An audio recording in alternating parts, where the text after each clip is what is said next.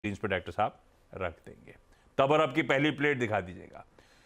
ये देखिए आज सुबह के फ्यूचर्स और मोमेंटम पिकअप कर रहे हैं और तब और अब की प्लेट दिखाएगी कहां छोड़े थे और क्या डिफरेंशियल है जिसे अब आज सुबह हम डाइजेस्ट कर रहे हैं। तीनों बेंचमार्क जहां छोड़े थे उससे कहीं ऊपर ट्रेड कर रहे हैं। ऐसे में नीरज जी से जान लिया जाए चल क्या दिया है। कुछ कंपनी स्पेसिफिक तो हेडलाइन में प्रोड्यूसर साहब ने लिख दिया है, उसके अलावा वो इनिशियल जॉबलेस और ये वो पता नहीं क्या क्या अपडेट्स आने थे। क्या मूड है, क्या चल रहा है, इतनी तेजी इक्विटी में क्यों? सिर्फ एक आदमी इसके लिए जिम्मेदार है, एक आदमी ने एक कंपनी जिम्मेदार है। आदमी भी कह सकते हैं आप, एप्पल। तो अकेला वो स्टॉक चला कि उसके साथ उसके फेरीफेरी वाले चले? नहीं, वो चूंकि बहुत ही स्पेसिफिक खबर है इसलिए वो चला। हाँ। उसके बाद जो चले वो नतीजों पे चले। अच्छा। लेकिन एप्पल की बात मैं कर रहा हूँ, कंपनी ने इतना बड़ा बाईबैक अनाउंस किया है $110 बिलियन का। इन्होंने कॉर्पोरेट हिस्ट्री का सबसे बड़ा बाईबैक अनाउंस किया है और लगातार 6वीं बार हर साल। तो आप 18, 19, 20, 21, 22 सब जोड़ते चले जाओ, अपने रिकॉर्ड को उन्होंने तोड़ा। तो स्टॉक में इसीलिए 8% की तेज़ी बनी। आफ्टर आवर्स भी तेज़ी बनी है क्योंकि नतीजा एकदम उसी के आसपास आया था।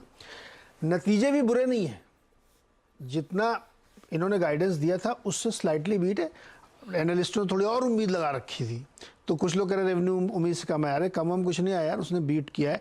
बावजूद कि चाइना में कितनी प्रॉब्लम है, माल बिक नहीं रहा है, रिफर्बिश फ़ोन बिक नहीं रहा है, स्टिल इतने बढ़िया नतीजे और ऊपर से बाईबैक। तो इसने मार्केट को ड्राइव किया। दूसरा जो बड़ा धांसू नतीजा आया वो क्वालकॉम का आया था। क्वालकॉम ने बहुत सॉलिड नतीजे पेश किए, स्टॉक 10% ऊपर है। पुरानी कार बेचने वाली कंपनी कारवा ने बहुत अच्छे रिजल्ट पेश किया, स्टॉक 34% ऊपर। अभी कर लो आप महंगाई कम। पुरानी कार बेचने कंपनी का नाम कारवां है वहां पे? कारवा ओल्ड हिंदी वाला नाम है क्या? हाँ, हिंदी वाला या कैरावैन होगा उनके? नहीं, कारवा बोलो ना हिंदी में, कैरावैन क्या होता है? तो कहने का मतलब मेरा ये है कि अगर कैरावैन के रिजल्ट इतने अच्छे आ रहे हैं तो मुझे नहीं लगता कि इन्फ्लेशन नीचे आएगा। यूज्ड कार वहाँ सबसे बड़ा कंपोनेंट होता है इन्फ्लेशन के अंदर। तो पूरी तरीके से नतीजों पे फोकस था और उसी के हिसाब से मार्केट ने रिएक्ट किया है। बहुत सॉलिड रिएक्शन देखने को मिला है।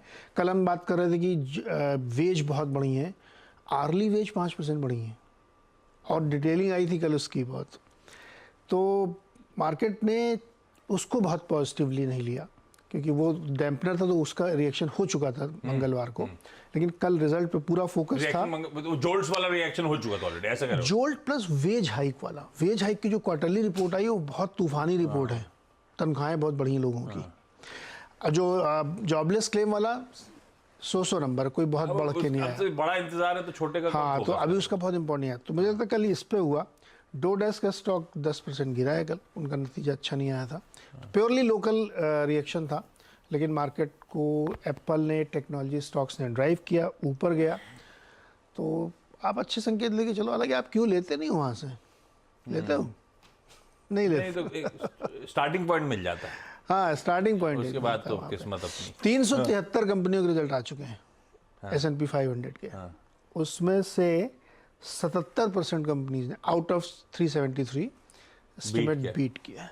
अपने इतना अच्छा नहीं गया। अपने ये वाला सीजन इतना अच्छा नहीं जा रहा है।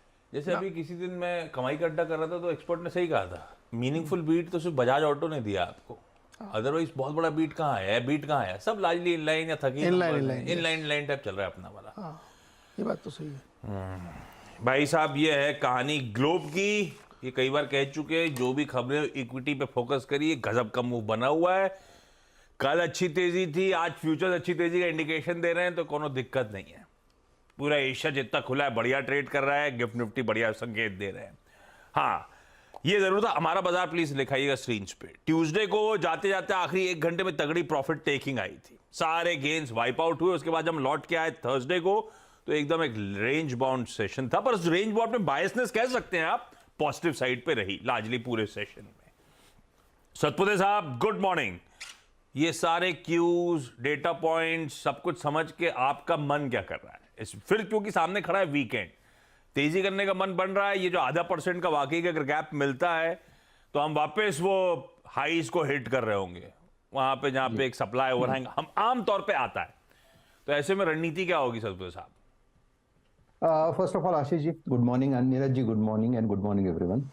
आशीष जी देखिए, मेरी नजर तो डेफिनेटली यही कहती है कि जो चार्ट सजेस्ट कर रहा है कि 22,500 और 22,550, ये जब तक निफ्टी का सपोर्ट मेंटेन है तब तक पूरे पूरे चांसेस है कि ये जो रेजिस्टेंस जहां पे हम लोग हिट करके रुक रहे हैं वो है 22,780 से लेके 22,800।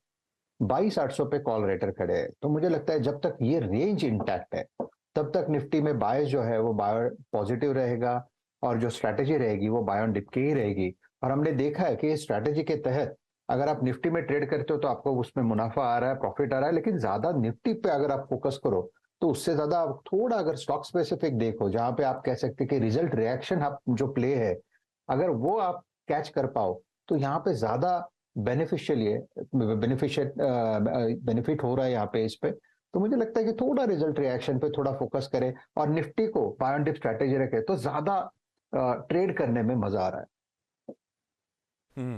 तो मोटा मोटी दायरा इस समय क्लियर कट है, बिल्कुल सही। जिस तरह की पोजीशन बिल्डअप हुई हैं, और वैसे भी ऑन द वे अब 22,500 थोड़ा सरदर्द था, तो अब वो हमारे लिए बन गया अहम सपोर्ट।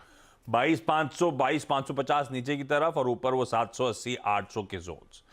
जब तक ये दायरे के अंदर हैं, इस दायरे को प्ले करना है, गिरावट में खरीदना है, बायसनेस पॉजिटिव साइड पे रखना है। तो ये है अच्छा निफ्टी बैंक।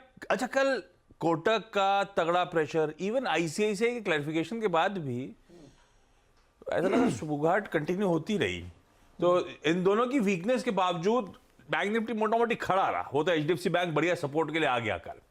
कैसा पोजीशन लग रहा है निफ्टी बैंक आज? होपिंग कोटक थोड़ी सी सैनिटी के साथ ट्रेड कर रहे होंगे सतपुते साहब। आशीष जी मुझे लगता है कि अगर आप बैंक निफ्टी का भी चार्ट देखो तो बैंक निफ्टी में भी स्ट्रेंथ है। अगर bank Nifty in particularly PSU banking अलग रखो, जैसे कि state bank of India, Canara bank और बैंक ऑफ बड़ौदा, ये जो तीन हम फोकस रखते हैं, मुझे लगता है यहाँ पे जबरदस्त स्ट्रेंथ है। हर डिप पे यहाँ पे बाइंगी हो रही है। और इनफैक्ट आज थोड़ा मैं ये कहूंगा कि आज ये जो तीन stock in particularly Canara bank, bank of Baroda, यहाँ पे थोड़ी नजर रखो। मुझे लगता है यहाँ पे एक रैली मिल सकती है। रही बात लेवल्स की, तो देखिए अगर बैंक निफ्टी की बात करें तो 49,000 इसका एक स्ट्रॉन्ग सपोर्ट है और 50,000 यानी 1000 पॉइंट के दायरे में बैंक निफ्टी है। तो देखिए आज के लिए इसमें ट्रेड किस तरह से बनेगा। मुझे लगता है अगर आज बैंक निफ्टी 49,350 का लेवल मॉर्निंग में अगर खुलते ही पार करे, या आप कह सकते कि खुलते ही इसके ऊपर ही ब्रेकआउट दे दे, तो पूरे चांसेस है कि कम से कम 500 से 800 पॉइंट की रैली बैंक निफ्टी में आ सकती है। तो आज एक नजर मुझे लगता है कि one notch bank Nifty better लग रहा है rather than Nifty. So probably Nifty neutral रहेगा लेकिन बैंक निफ्टी परफॉर्म करेगा। भाई साहब, ये हो सकता है। कल वन ऑफ्स थे कई सारे बैंक निफ्टी के कॉन्स्टिट्यूएंट्स में, आज थोड़ा सा कल हो चुका वो, तो हो सकता है निफ्टी बैंक थोड़ा सा बेहतर बिहेव करे इन कंपैरिजन टू निफ्टी। ये रणनीति वैसे वो कहते हैं ना, एक बार बात निकल जाती है तो दूर तक जाती है। वो क्लैरिफिकेशन आ गया, लेकिन सबके दिमाग में कुछ भर गया वो खबर। यार मैं तो ये कहता हूँ कि जहाँ वो रिपोर्ट लिखी गई है ना, मतलब वो हवा में नहीं लिखते हैं। और अच्छी खासी डिटेलिंग है उसमें। टाइम हो सकता है क्यों बख्शी साहब ऐसा करना चाहते हैं, क्या है। खैर अभी तो स्ट्रॉन्ग डिनायल है आईसीसी बैंक की तरफ से, देखते हैं। पर कल स्टॉक का बिहेवियर भी हाईलाइट करा था उस डिनायल के बावजूद। ये हो गया निफ्टी बैंक की आज की स्ट्रैटेजी। सतपुते साहब, थैंक यू सो मच जुड़ने के लिए। आप चाहो तो हमको हमारे साथ जुड़े रहो, चाहे आप अपने मॉर्निंग कोर्स बोलते हैं, मॉर्निंग चोर्स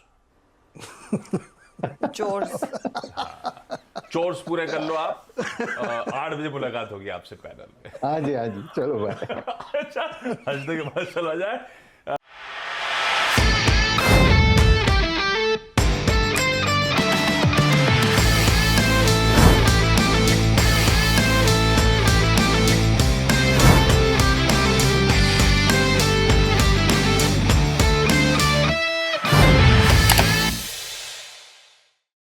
बता दें कि मनी कंट्रोल पर दिए गए विचार एक्सपर्ट्स के अपने निजी विचार होते हैं।